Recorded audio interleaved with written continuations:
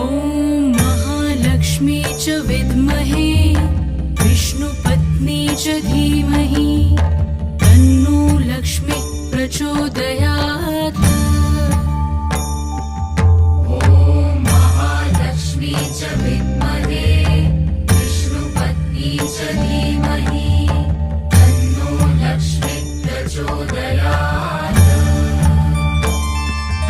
ॐ महालक्ष्मी च विद्महे विष्णुपत्नी च धीमहि तन्नो लक्ष्मी प्रचोदयात्।